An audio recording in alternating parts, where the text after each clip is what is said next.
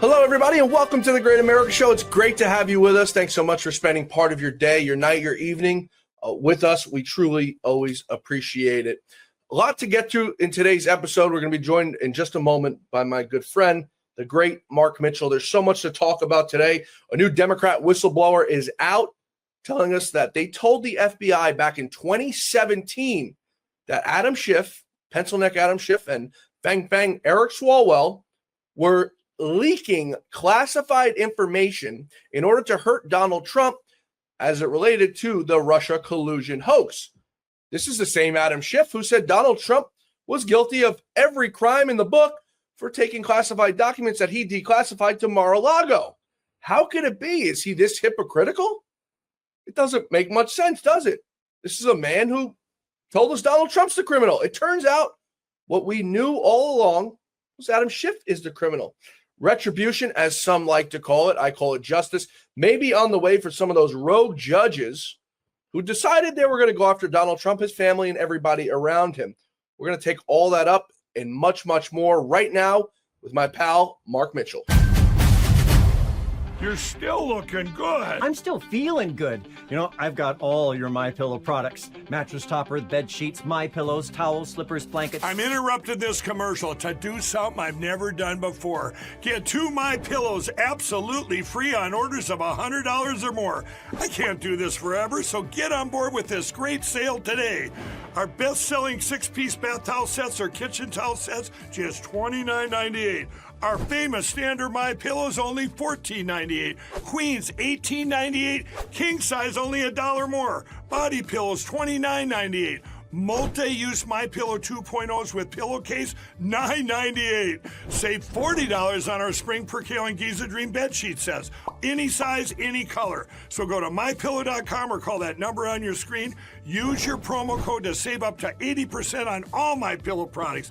And when you spend $100 or more, get 2 standard MyPillows absolutely free. Mark, it's a delight to see you again. I don't know how we found you, but you've been taking off way too much. I'm glad you finally made your way back on the show. I thought you were mad at me. The audience thought you were mad at me too. So it's good to see you back. Stuff. Sorry. Yeah. That's what I told him. I was unsure if you were playing with the kids or whatnot, but yeah, it's nonetheless, it's good to have you back. There's so much that's happened since the last time we spoke, including what happened yesterday with DC now getting, I guess, what we'll call a little bit of a makeover because they just can't seem to get their stuff together, their city under control, homelessness out of control, carjackings, people getting killed. Seth Rich got murdered in that place. I mean, a long list of things that have happened. Now, us on the side of ideology think it's a great thing. The Marxist Democrats are telling us that it's Jim Crow 2.0. Let's take a listen to Jim Clyburn, no less, telling us that this is indeed Jim Crow 2.0. I do want to ask you about the news that we have been watching unfold out of Washington, D.C., and I want you to take a listen to what Mayor Bowser had to say about today's actions by the president. My message to residents is this. We know that access to our democracy is tenuous. And while this action today is unsettling and unprecedented, I can't say that given some of the rhetoric of the past, that we're totally surprised. Congressman, as a student of history, as someone who is living this right now, draw a line for us between what we are watching happening in Washington, D.C. with the President of the United States and what we are watching unfold in South Carolina, in Missouri, in Texas. You may recall at the Democratic Convention, I spoke one evening and I said that Project 2025 is Jim Crow 2.0. Now, Jim Crow 1.0 came out of a thesis written by a Confederate general, Martin Gary. If you look at Project 2025, look at that 1876 document, you will see why I said what I did at the Democratic Convention. Because whoever wrote Project 2025, they used those edicts out of 1876.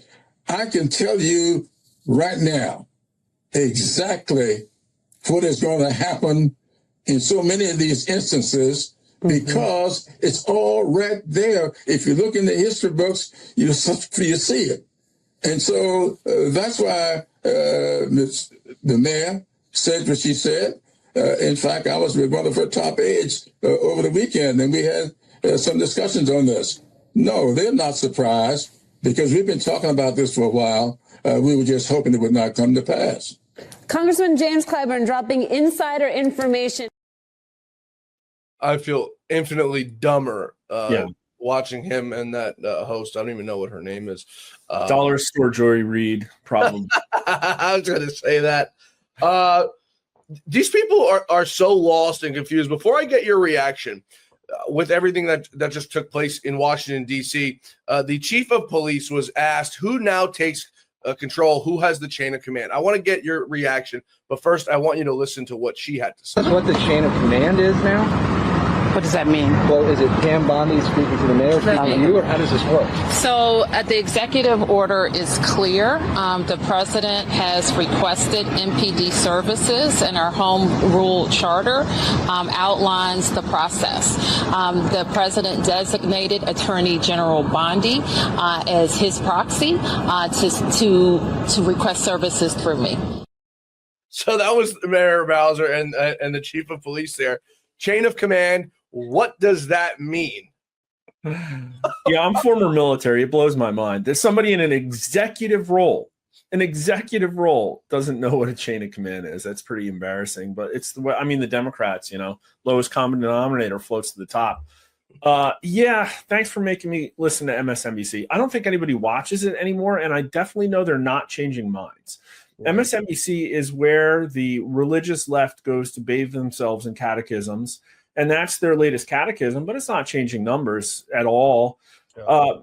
To rewind everybody, we haven't talked in a while, that Trump's numbers were doing pretty well, took a hit because of the Epstein stuff, hasn't really recovered. He's been sitting around -4 to -1, Trump approval underwater. So that's not horrible, but it definitely was a hit. But none of this other stuff is moving it. And let's look at the crime issue. The crime issue, we had almost 80% saying crime was going to be an important issue in the election. From 60% to roughly 15% number, people thought the problem with violent crime was getting worse, not better. And I just pulled up numbers from just a year ago. Republicans were beating Democrats 53% to 35% on the issue of crime. Wow. And so for Trump to just pound this issue, it's going to be a winner.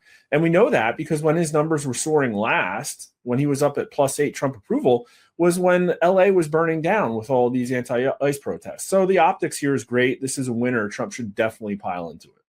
Yeah, the Epstein thing, I think, was probably, as you put it, the demise of the numbers.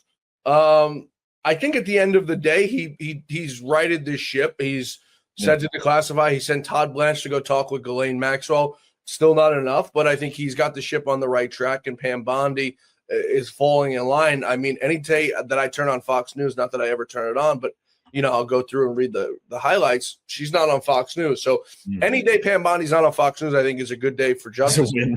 Yeah, 100%. And that she's absolutely working. So people are saying, the Epstein stuff, that Trump is doing this to cover the Epstein stuff up. I don't think that's the case at all. I've said it from the beginning. Trump is in the Epstein documents in one instance or another for being on his plane with his wife and his child. And I think that's the extent of who's in it. Now, who else is being protected in these files? I don't know. Why don't we go ask the judge who yesterday denied the release of Ghislaine Maxwell's grand jury testimony, who was an Obama appointee? Why don't we go ask them what's going on with that? Yeah, the Democrats don't need those questions to be answered. And so what I've been tracking, I don't want to get into Epstein. I talked about Epstein so much. Yeah, I don't either. It was obviously one of Trump's biggest unforced errors ever. His numbers haven't gotten worse now. I think they're probably going to get better. And I always thought that was going to be the case. I thought there might have been a hit to Republicans, though, because Republicans are down 4 in the generic ballot. And also, more importantly, they're starting to lose on issues that they should be winning on. That's kind of a problem. I mean, just like recently we did election integrity and Republicans are roughly tied. That shouldn't be the case. a First Amendment, Democrats are up a point now. Just all these things where Republicans were winning on every single issue just a year ago. We had them up like 10 points on immigration. We had them up on even education, which was kind of wild. And only a 1 point discrepancy on abortion. Now, some of that is like, okay, a new president's in office. The people answering polls change, obviously.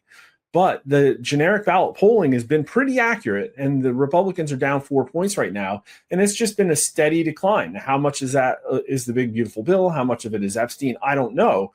But the point is that if Trump recovers, that doesn't necessarily mean that the Republicans are going to be, and that's what I've been harping about. So now it looks like he may have managed it as best as they could. I think they probably didn't do a good enough job. But what I look at is things like if you go to Reddit politics right now, look at it 3 weeks ago, every single one of the top 20 posts was Epstein. You look at it a week ago, about half of them. Now only one of the top 20 posts is about Epstein. And so for the left, I guess they've determined it's not politically expedient right now. And they're back in, narrative R&D mode. And so what they're doing is calling Trump Jim Crow, and they're like, all of these things, right? So I guess it didn't work.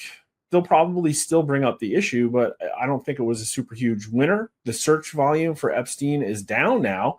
And I guess Trump's got a window to just come out and do major stuff, but it's the summer and I don't think people are really paying attention. And so I think what we'll do is like in 2 weeks, we'll see what really sticks as people pay attention. They go back to school, they get off their vacations. And I don't know what that'll be. It might be the banking executive order he just pushed through. It might be him talking about rounding up people in Chicago and New York. Or it might be this redistricting fight, which is going to drag on and probably get pretty gross. By the way, Mark Mitchell just let the corporate Mark Mitchell out on him with the R&D, the research and development acronym. That's a good one. I'm gonna have to. It's where all the little CIA intel gaslighting agents go to try and figure out what will resonate with the left. Pretty sure it's almost all intel assets there. I just pictured 1,000 minions flocking to a little room to get to the brainiac to figure out what's going on. So after the whole Epstein misstep, my opinion, and I've been tough on the president and everyone involved in this thing about the handling of that, and I haven't let off the gas. It seems they've taken a few steps in the right direction, and by that I mean justice, not retribution. For some of the bad people, Mark, who have tried to ruin this country over the last 10 years, whistleblowers have been persecuted. Have given no protection. So why would you become a whistleblower and come out and speak on wrongdoings inside of our government? But it seems now the ships are starting to get righted. You've got Letitia James with the grand jury just being impaneled. You've got Adam Schiff, who's under investigation for mortgage fraud. By the way, we're going to have Bill Pluty, the director of federal housing under President Trump, on the show next week to talk about that. He's under investigation for mortgage fraud. Man refinances his house 5 times in 5 years. I've never heard of that in my life. Yeah, no. Letitia James, New York Attorney General, under investigation for civil rights abuses against President Trump, and also mortgage fraud, of course, because that seems to be the easy thing to do. But we find out yesterday, Mark, that a Democrat whistleblower, and this is reporting from Just the News, John Solomon, and this is what he writes. A career intelligence officer who worked for the Democrats on the House Intelligence Committee for more than a decade repeatedly warned the FBI beginning in 2017 that then Congressman Adam Schiff had approved leaking classified information to smear then presidential candidate or president at the time, Donald Trump, over the now debunked Russiagate scandal, according to new bombshell FBI memos that Director Kash Patel has turned over to Congress. That's an FBI 302 that we famously heard about. Why are these people still walking in the streets? By that, I mean Eric Swalwell, who helped him in this effort, Adam Schiff, who has been the biggest liar and hid under congressional immunity for so long. He shouldn't be just under investigation for mortgage fraud. It's far worse than that. Classified information. Isn't that what they got Donald Trump on, who was the president of the United States, who had the power to declassify anything? 100%. And what's going to happen, too, we both talked to Representative Comer. House Oversight Committee is going to be subpoenaing people all fall to come and discuss in front of the committees. You and I both know that at least a few of them are going to defy those subpoenas, and they're not going to be hauled off to federal penitentiary like Steve Bannon was. And so there's all of these things, and I guess we'll see. But I can't poll on every individual one, but I can take the pulse of America and tell you that people are very, very, very much craving accountability. Arrests would be very popular right now. And we asked a few weeks ago about the Obamagate stuff, and we got a 57% number that said, oh, well, some of these intel people manipulated stuff. We should throw them in jail. I got an even bigger number, though, because I've talked about this. The election was not a referendum on Kamala Harris.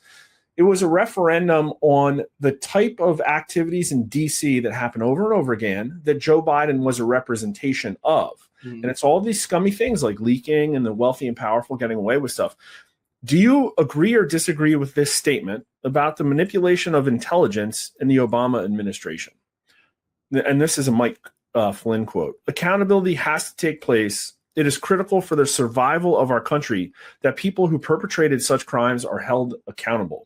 48% strongly agree, 21% somewhat. That's 69%. That's like basically everybody. Walt Disney, the Walt Disney Entertainment Corporation, only has a 46% favorability rating, but arrests is like 70% right now. So this is about as popular as things get in America. Only 21% disagree, 11% strongly disagree. And we've seen this over and over again. It's like the same 30-70% split. You got this 30% who are the core of Joe Biden's supporters. They worship the government, they worship authority, they worship the establishment and structure, and they want to smear all of the dogma all over their bodies as they watch MSNBC. Everybody else wants things fixed. It's just that some of them disagree about how to go about it. But obviously throwing people in jail is a good way. So I think they should do a lot more of it as rapidly as possible. A lot to unpack there. Comer, I don't trust anybody more than him to do the job. As you said, you and I spoke to him. I'm actually going down to Kentucky next month to sit down with him again. Maybe do a little bourbon testing. I heard bourbon's good. I've never had it before, but I'd love to try it. So we're going to try to incorporate that in while we're down there. But no, there's nobody I trust more to do these investigations for Comer. The guy is extremely genuine in his work, and he truly wants justice.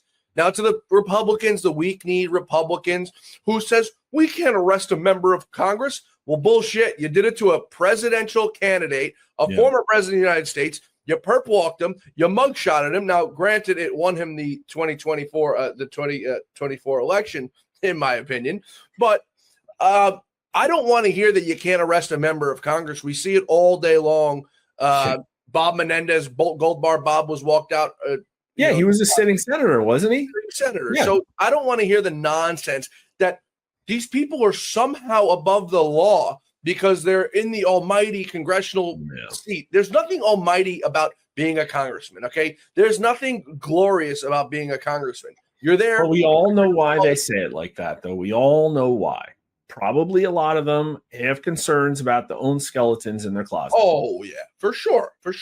And you know what? The thing that's so odd about this all is that Letitia James, who I use as a punch bag here because she's so easy to punch up and down on, she went after Donald Trump for alleged mortgage fraud all the while she was doing it. And it blows my mind that these people are this stupid. But going back to that, what they did to President Trump, they perp walked him, courtroom here, courtroom there. Can't have cameras in the courtroom. They were going to put it on camera, right? In New York, they were going to put everything on camera. And then Donald Trump goes, yeah, you know what? I want it on camera because I want to see what's going on. No more That would have been awesome. Yeah, right. So these people have moved the goalposts back and forth. Donald Trump arrested, perp walked, fingerprinted, mugshotted. It backfired on them. But I don't want to hear that we can't go arrest Adam Schiff for leaking classified information when you went through Melania Trump's underwear drawer to see if Donald Trump was hiding any classified documents that he was able to declassify because he was the president of the United States. Don't give me that bullshit. They raided her underwear drawer with guns drawn, too. Like, that's a wild thing, right? It's, like, unbelievable. Yeah, 100%. I mean, drain the swamp. 70% agree. They want arrests. Like, this is one of the most popular things that Trump ran on. And again, not to bring up Epstein again, but that's the problem. That's why there was a crisis. It's not an understanding for what people really crave, which is accountability. Accountability is not the same thing as transparency. Yeah. Accountability means positive actions are taken to right and redress the wrongs. And there's a whole hell of a lot of wrongs, decades and decades of them, that have not been redressed at all. That's why business as usual in Washington, D.C., super unpopular. Massive change wins by 60, 70 points, depending on the day we poll it. So, yeah. And I think we're going to see it. I think that Trump, I don't know what's happened in the last month or two. Feels like things kind of got off the rails a little bit. So some of that, again, is just summer. But I don't know. I'm starting to feel optimistic about like what the next couple of weeks might hold and what people really glom onto, because you're going to see the political engagement is going to like triple, quadruple, quintuple. I think it's going to be crazy. You remember 4 years ago, what was happening right now? I just tweeted about this. The timeline's actually pretty crazy. There was a slow motion train wreck beginning almost to the day 4 years ago. Mm-hmm. Biden's numbers were up until about a week ago exactly tracing Trump 2.0. And people might say, oh, that's weird. Everybody hated Biden. Well, he did get the most votes in history. And some of them were fake. Allegedly. Yeah, some of them were fake, though. But through mass formation psychosis, he did get a lot of votes. It was a very strange time in our country. And I don't want to get into this, too. But like he did get a lot of votes. And then the Afghanistan thing happened. And fast forward, I mean, literally 8/12, Taliban seizes Ghazni and Herat. 8/15, Kabul falls. Their president flees. 8/26, the bomb killed 13 troops at the Abbey Gate. 8/31, last flight out. September 2nd, very, very important day in American history. 4 years ago was the first F. Joe Biden chant in a football stadium. And so things change very, very fast in August and September, and I think we'll see. It could be positive, it could be negative. I think it's going to be positive. I think it's going to be a lot of this accountability stuff. It started out as a "Let's Go Brandon" chant, I think, right? At you remember that? It was a NASCAR race, I think is where it originally started, and everyone's chanting F. Joe Biden, and the, of course, fake news reporter goes, she clearly hears F. Joe Biden because you could hear it on TV.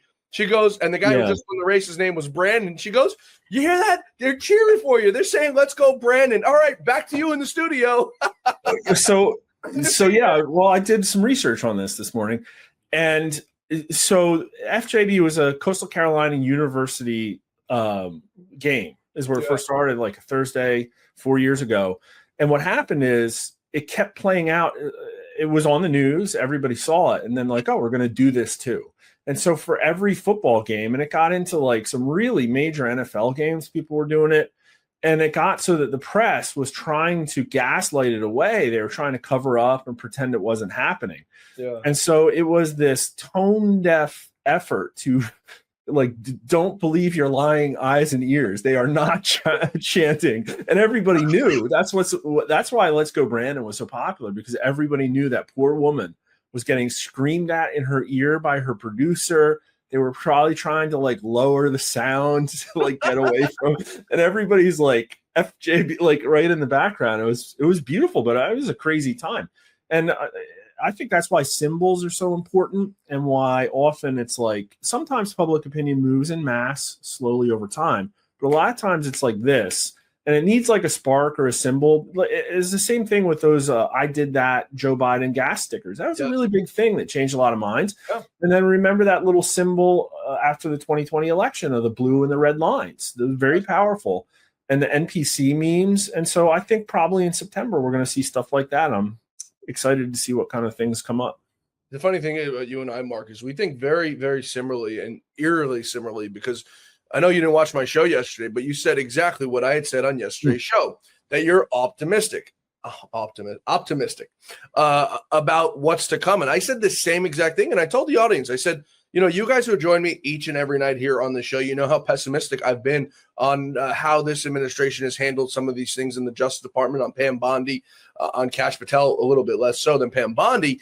I said, but now I have this feeling of optimism and this intuition that things are moving in the right direction. I said, so follow me on this journey of optimism. And at any point where I feel it's not right, I will tell you that I'm not optimistic anymore, that I'm now back to being pessimistic about what is happening. I have no reason to lie. I say this also all the time, Mark. I'm not a Republican. I'm not a Democrat, although I vote Republican 99.9% of the time. There was only one Republican I've never voted for. I didn't vote for, and it was a man who's the borough president of Staten Island who cheated on his wife and had a whole nother family, a whole nother kid. I couldn't consciously vote for this man. Yeah, it's the only Republican I've never voted for. I could say it honestly. So I'm not Republican. I'm not Democrat. I'm American. I'm America first. So whatever that means as it pertains to where things are going, that's what I believe in. I'm not here to protect Democrats. I'm not here to protect Republicans. I go after Republicans just as much as I go after Democrats. I probably lose viewership for it, but I don't care because I'm American and I'm America first. Back to what you had said about people being arrested. You tell me if you agree with this or you disagree. I think, and Lou Dobbs was on page with me this, and he couldn't understand for the life of him why it played out like this. If Donald Trump had handled Hillary Clinton differently in 2016 and actually went after her, none of this would have happened to Donald Trump. Now you say maybe he doesn't win the presidential election because they don't lock him up. Maybe that doesn't happen. But I think if he goes after Hillary Clinton, as he said he was going to, they don't do what they did to Donald Trump in 2023 or 4 or whatever. No, totally 100% disagree with that statement. Okay. Why? And let me also say, too, I could be a cheerleader and I could develop an audience, and it would probably be about 98% the same audience as I have now. Or I could tell you what I think. And if people are making mistakes that I think are bad, I'm going to scream on a soapbox. And that's what I did. Same thing. We saw mistakes. We said what we needed to say. Actually, people probably listened to us. I know some people were listening to the things I said. And hopefully I was able to change things in a better direction. And I'm optimistic now, not because I'm like bipolar. It's because I didn't know what was going to happen, and it could have gone bad. And it did kind of go not as good as it should have. And now things look like they're not going to be horrible. That doesn't mean that it couldn't have been handled better. Now, as for this, thinking back to 2016, Trump definitely had a strong following. Trump definitely was not a traditional Republican. He had a very, very atypical political campaign and agenda. But America wasn't fully sold on the agenda. Back then, things like calling people racist actually sort of worked. Yes. And people weren't really sure that he'd come in and drain the swamp. And they thought, so looking back at that election, I think he won by not being Romney, but also because Hillary Clinton was a freaking horrible candidate. And so I really think people just took a chance on him, and he won by the skin of his teeth. Like, the polling showed that she was going to win the national popular vote, and yet that he had a chance. And he won that chance, maybe because he ran a great campaign, or maybe because she won a very packed with hubris, horrible one. I think it's probably a little bit of column A, column B. Mm-hmm. Now, within the first 6 months, even before he was elected, we know that the entire apparatus was scheming to try to hamstring his campaign. They were going to throw everything no matter what. And so by the first 6 months of his administration, the Russia collusion hoax was really in full stride, and they were already talking about naming a special counsel, blah, blah, blah, right? His numbers tanked to 37% in the middle of August of 2016 or 2017. And so that's what they were able to do without him going after Hillary Clinton. I think if he had done that, first off, he definitely didn't have the team. Like, can you imagine Sessions doing this? Like, there's just absolutely no way. And if he had done it, I think that they just would have probably perceived it as an opportunity to have something, an even bigger foil. They would have gone after him. Oh, look how erratic he is. He's using the apparatus of power to pursue his political opponents, knowing full well that they were going to do the same thing if they had to against him. And so I don't even know if he would have won 2020 because of that, even without the COVID stuff. Maybe they wouldn't have done COVID. I think they won because of COVID, not only because of the cheating, but because of all the people that got engaged into this anti-Trump chaos. Let's put the authority structure back in place. In my opinion, that was the bigger steal. What the psychological operation that they perpetrated on all those really susceptible COVID sheep.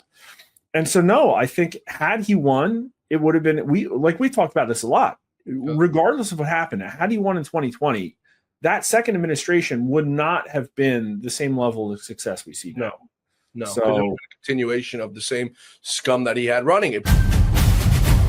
I hear every day about the products you all wish MyPillow carried. Well, guess what? We probably do. slippers, bathrobes, pet beds, blankets, mattresses, sleepwear, loungewear, duvets, comforters, pot holders, aprons, oven mitts, and so much more. And they're all on sale. For example, get our best-selling standard My Pillows for only $14.98.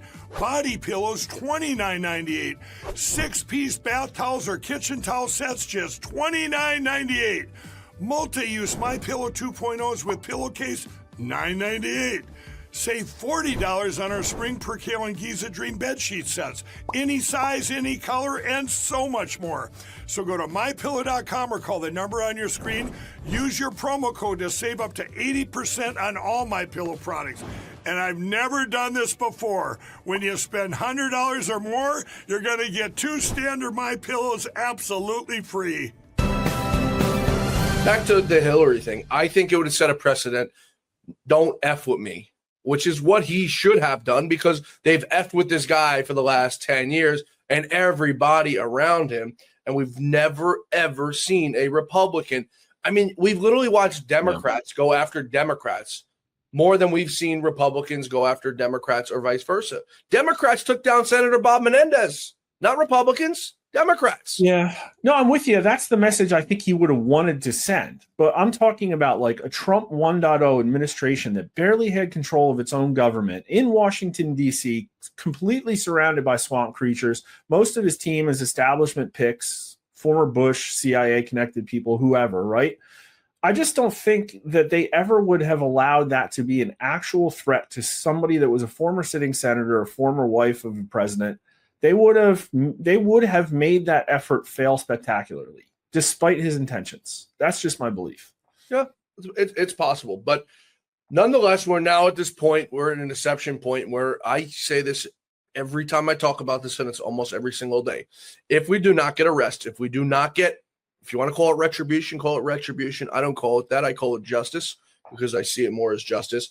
For these people who have just done horrible things to this man, to this administration, to his friends, to his family, to anyone around him. If we don't get some sort of justice for these people who have spent, my good friend Roger Stone has spent over $1 million defending himself over making false statements to Congress, is what they got him on. Making false statements to Congress, which, Mark, if you asked me what I ate for dinner yesterday, I'd probably lie to you, and it would be by accident because I don't remember. Yeah. Let alone asking me what I did 3-4 years ago. You had mentioned 4 years ago. You know, we all remember 4 years ago. I'm sitting here going, no, Mark, I don't remember. I don't remember a week ago.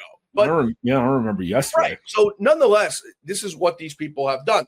But we've had rogue judges who primarily have been the suspects in every single one of these cases. You and I were talking before the show. Judge Beryl Howell turned Trump's attorney, Evan Corcoran, against him. He turned him from attorney. She turned him from an attorney to a witness, blowing through attorney-client privilege, none of that, all out the window, to turn him into a witness against his client, who he was representing, who was Donald J. Trump.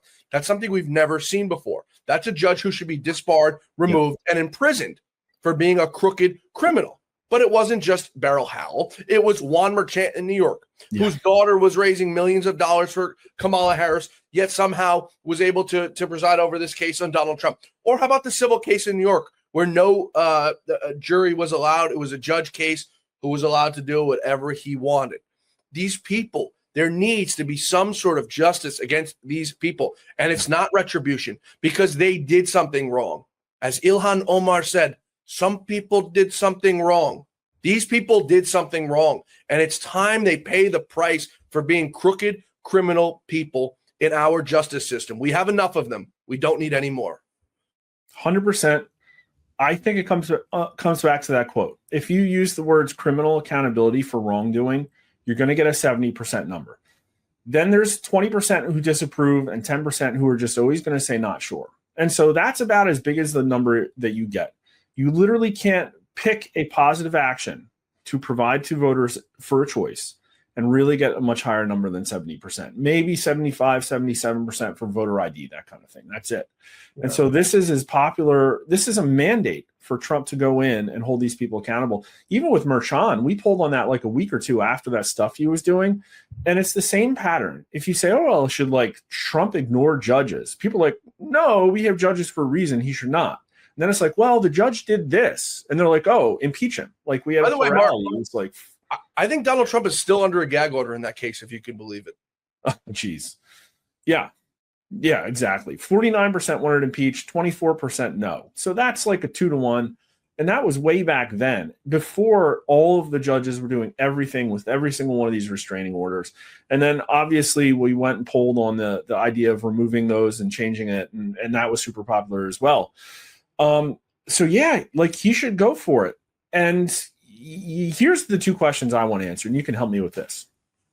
So one is ask Roger Stone, with his experience in Washington, D.C., now that we have an impaneled grand jury, what are we going to see and when, and who are they going to go after? And then the other one I'd be super interested in, and since you're going to interview Comer very shortly, is that, wow, that's a really bold set of subpoenas that you're going to bring in front of committee. How was that list put together? And whose input did you have? I would love to hear the answer to those 2 questions, because that's going to tell me, I think, partly about what we expect to see in the fall. Is this a little bit of dribbles of transparency, or is this a massive accountability plan? I don't know. I think we need the massive plan. Yeah, there's no doubt about that. But panic in DC, I think, is what we need. Yeah, we do. And you know what? It'll take by the way, Comer's got a team, I think, of very, very smart people. We met some of them there.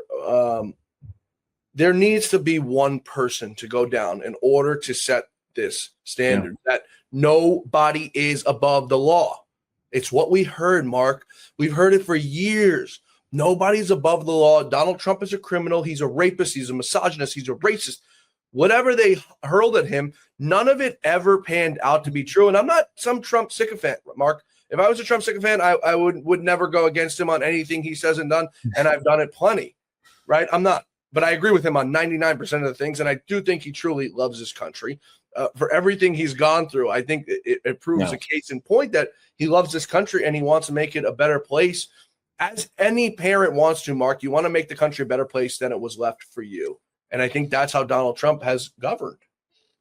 You know, I'm sure we did a show in February of this year, and I'm sure we talked about these particular topics. And what I want to recall everybody's opinions about is that you don't need to look necessarily at all of these specific polling questions that we asked about whether people want arrest or accountability. Remember when Right Direction for the very first time hit a 48% number, the highest we had ever seen back in February? And I was like, oh man, we had polling that's like Americans think there's going to be a second golden age. There was all this optimistic stuff. And then in the very same episode, I'm very sure that I probably brought up the Google search trend volume that showed that people were searching for like criminal defense attorneys and paper shredders and expatriation in Washington, D.C. by record numbers. And so maybe that's what I have to ask. Is America on the right track when there is panic in Washington, D.C.? That's what we need to see again, because I'm pretty sure that all those people that lawyered up are sitting kind of pretty right now. And I think they need some heat. Yeah, and you know what? I'm always against going after the small guy because nobody cares about getting, it was like when Fox News got sued for Smartmatic and Dominion. I sat for 24 hours of depositions between the two companies. And I'm sitting there and I'm going, Smartmatic doesn't want John Fawcett. They want Lou Dobbs. They want Rupert Murdoch. They don't want me. But in this situation on what you're mentioning and what you're saying, we've got to go after the small guys and start squeezing some of them to become rats. And they're not really rats because plea deal was trending. There you go. It was trending in Washington, D.C. It was one of the searches where it's like, no volume whatsoever. January 20th hits, and it's boom, everybody's searching for plea deals all of a sudden.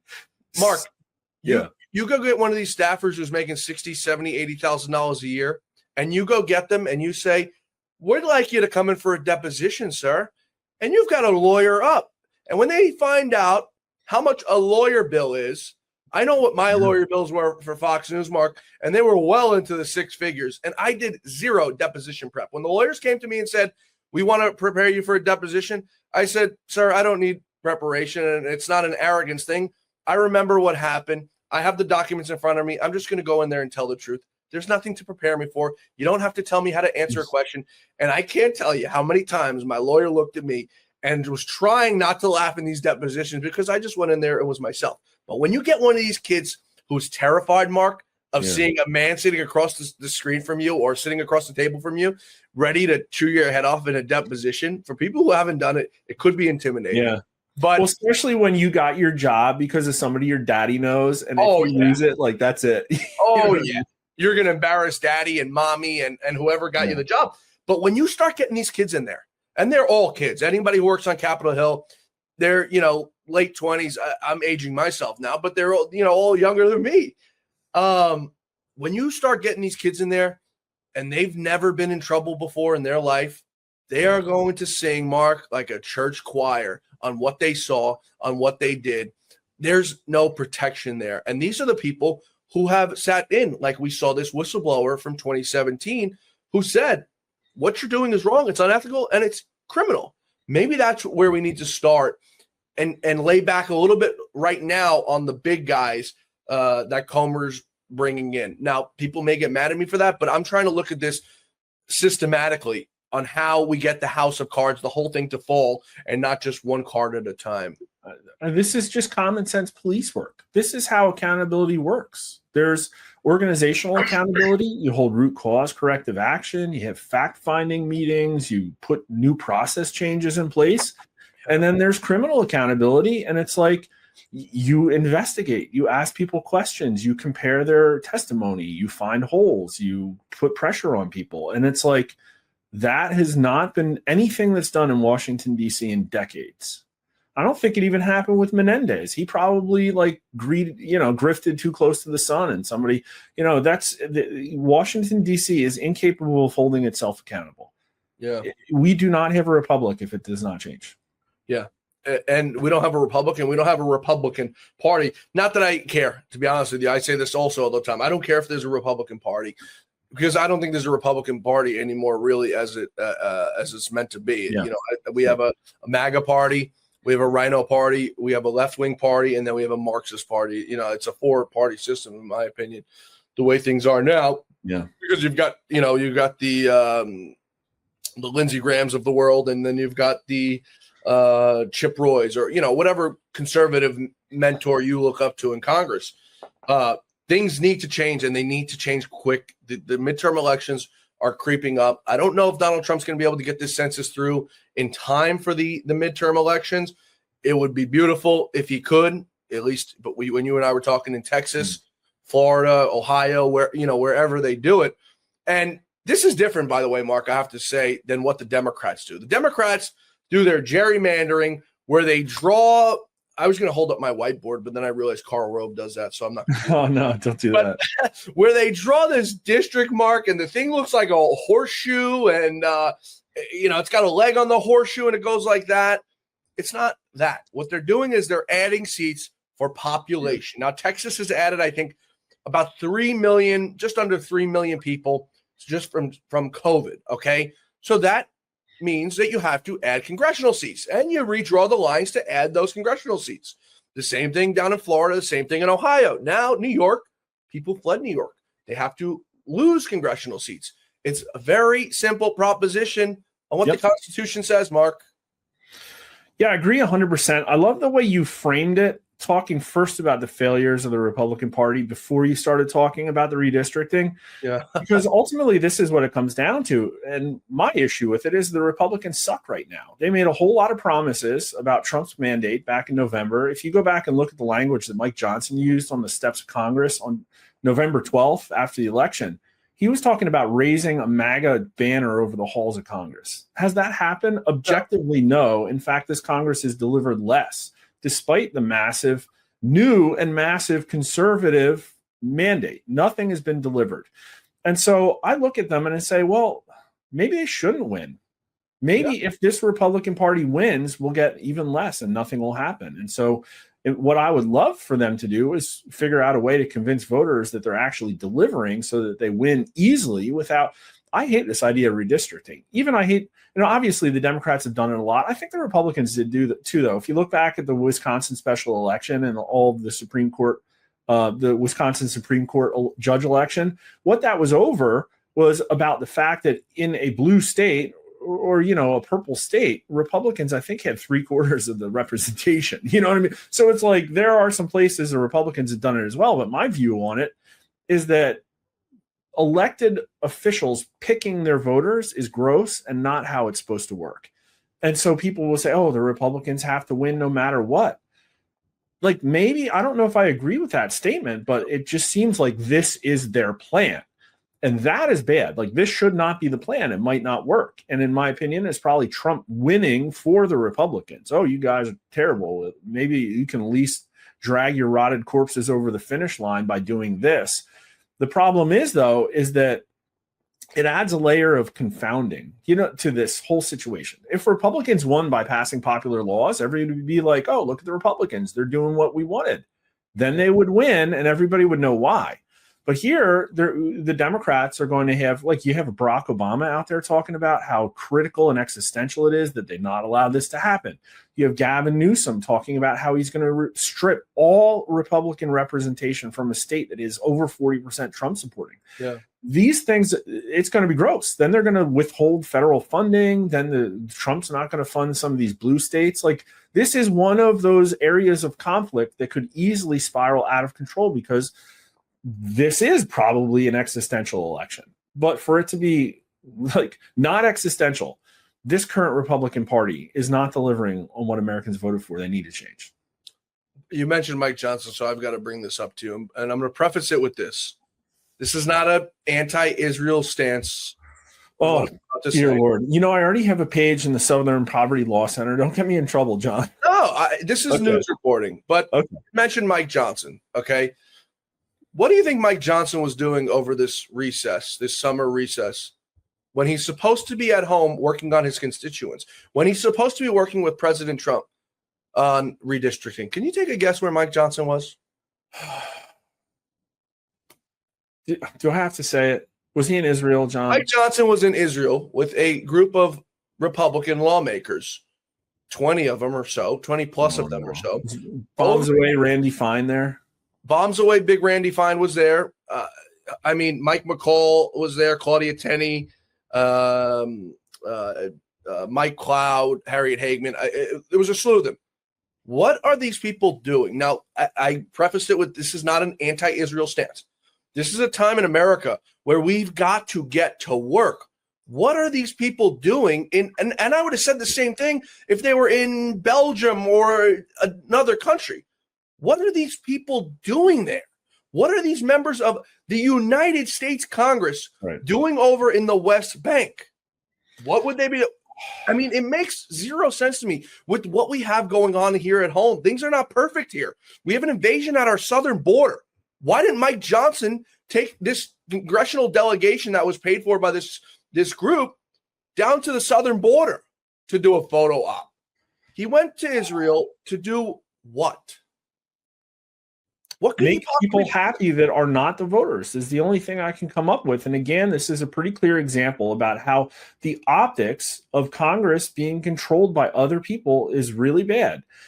Congress has a horrible rating. We all know that. That's not news. I think it's like 12% excellent right now. I think it's only 16% of Republicans who say that their own Congress is doing excellent. They're delivered on nothing. They've given like 4 or 5 bills at all that mean anything.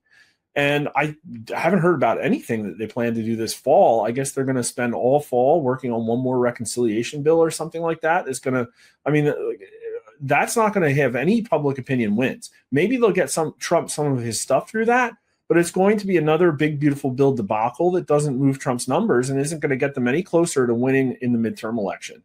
Right. And then I'll just tell you, the polling on Israel is not great. Like, Israel used to be a lot more popular than it is right now, and it's because some of the optics about the stuff going on in Palestine. But every single time they have an opportunity to literally snatch defeat from the jaws of victory, it's always over something like this. Like I said, bombs away Randy Fine. The first thing he tweeted when Israel launched an attack on Iran is like, oh, cool, people are going to die now. AIPAC funded his campaign. He is a dual citizen with Israel. Then you have Lindsey Graham salivating over destroying Russians, because of the military-industrial complex ties, assumed, like that's what I'm assuming. And so all of this, business as usual in Washington, D.C. is not popular. This was a referendum on the status quo in the government. And the people in the government do not understand that. And so they're going to continue to be at odds with the American public. And they're going to continue to lose elections. We've got to get this foreign money. And it's not just Israel. It's every other foreign nation, every American big corporation. We've got to get this money out of politics so that these people can start representing the constituents and not foreign nations and not big pharma or any sort of big company that they've taken millions of dollars from. John, 793. You know what that is? No. Everybody says, well, the Democrat Party is in the dumps right now. Look at their 19% favorability rating. Well, that's a Quinnipiac number, and that number is BS. The number's actually 47% compared to Republicans' 48%. And then they say, oh, well, look, the RNC is outraising the DNC like 2-1, 3-1. Well, we're talking about numbers in the teens and single digits. 793 million is how much Act Blue raised in the first 2 quarters of 2025. And so that money is coming from places that have very, very, very deep pockets. And we all know that a vast amount of that is likely being smurfed, likely being laundered. Where is it coming from? Yep. How do the Democrats have that's going to be $3 billion if that spigot not shut off for a midterm election. When the Republican congressional war chest is going to be what? I don't know, $100-300 million. Yep. They're going to have a 10-1 funding advantage going into this election. And it's like they aren't going to have to do a lot of R&D to come up with good advertisements to run against the 119th Republican Congress. Let's just put it that way. Yep. So you're absolutely right. We're in a bad we were so optimistic though too. That's the problem with being forward looking. Like, I think a battle has been completed recently and it was not a Pyrrhic victory. It was like, okay, we put Epstein in the rearview mirror. We're going into the fall with some potential green shoots, but the 26 race is still looking rough. No, I remain optimistic. I'm never optimistic about Congress, but by optimism, I meant everything, because Trump is single-handedly doing everything on his own. You look at how many executive orders he's had to do by himself, more than FDR. I remain optimistic for President Trump and his administration. Congress, those guys are a bunch of shit bums, and I'll tell it to them to their face. And the good guys like Tim Burchett will eat it up and say, "Yeah, you're right. We're a bunch of shit bums." The other ones will get offended. Those are the people who are the problem. They know that they are good for nothing. They can't get jobs anywhere else. It's the same reason that you're seeing the former governor of New York, a prestigious job, now running for mayor of New York City. These people are just a bunch of narcissists who can't get jobs anywhere else, and they've got to stay in politics. And it's sad. It's sad. I'm not even sure term limits would ever fix this problem. Term limits are not a solution, period, whatsoever. Yeah. What happens is the principled people would be like, okay, my term's up, and they'll leave. And the unprincipled people would run proxy candidates and develop big criminal organizations. Basically, what you're doing is handing more power to the lobbyists if you put term limits in place. It's literally just arrests. Fix Washington, D.C. with this one neat trick. You got to arrest people. Yeah. Mark, as always, it's a delight to talk to you, and we can talk for another few hours. We've got to catch up and have a non-alcoholic beer sometime soon. You get the last word here. The floor is yours. What are you selling today? Well, we don't sponsor anything. We don't back any, political candidates or parties. We're independent. Follow us on Rasmussen _poll on Twitter and YouTube. We stream twice a week. I think it's been summer. We've been laying off a little bit, but things are going to start heating up, and there's a lot to cover now, especially we didn't even talk about it, but we have GOP primary polling out, and, people might like Rubio. They might like Vance, but they might like, mind blanking. What's the other one? Rubio and DeSantis. Sorry, Meatball Ron. Yeah, but JD Vance is crushing them 3.5 to 1. It's pretty incredible. So he's the front runner right now. I won't put my eggs in the basket just yet. It's too soon, but it's interesting to see. Sure. Kamala Harris versus JD Vance is the current ticket according to the polling. Kamala said she wasn't going to run again, though. Oh, if what I think is going to happen, that she'll be drafted. Didn't she turn down running for? I mean, if she ran for governor of California, she would be handed that on a silver platter, and she said no, right? Yep. So either whatever whatever deal gets cut behind closed doors, she either got a payoff or somebody else was due or whatever. I don't know. That would have been an easy, cushy job because you don't obviously have to do anything. You just virtue signal. Yeah. And so when she says, no, I'm not going to run, you got to understand from a polling perspective, she beats the next highest person in the Democrat primary by over a 3-1 margin. Was that Newsom? Yeah, you got Newsom and Shapiro that are like 10, 11%, depending on the poll. And those are non-starters. I don't think Shapiro – I haven't seen head-to-heads with Shapiro, but he has one major flaw for a Democrat candidate right now that is an eighth flaw, the one that he can't fix, right? And Newsom, I've never seen Newsom beat Vance in a head-to-head. So I don't think they're going to run people that are obvious losers. Yeah. And so Kamala Harris, I think, is going to probably stay the polling front runner until the primary process starts. She'll probably get establishment backing. But then the problem is she's going to completely blow up on the campaign. She's going to embarrass herself in debates. Like, I don't know what they're going to do there. So they're in a really tough spot. Yeah. I that's music to my ears, but let them implode. The Republicans always find a way to self-implode as well. That's right. Like the Ocean Gate thing that went down to the Titanic. Yeah. How I look at the Republicans, these idiots always find a way to screw themselves. They don't even need anybody doing anything for them. Mark, as always, a delight to have you with us. When election season starts to ramp back up again in September, I think we've got to get you on once a week to get your take on everything, because there's so much to talk about. The great Mark Mitchell, folks, at Honest Pollster on Twitter, at Rasmussen Reports, YouTube, Rumble, wherever you guys get your podcast. You can actually get Mark's podcast on audio now. Apple, Spotify, iHeart, wherever you guys get your audio podcast, wherever you join us for audio. The Rasmussen Reports Reality Check.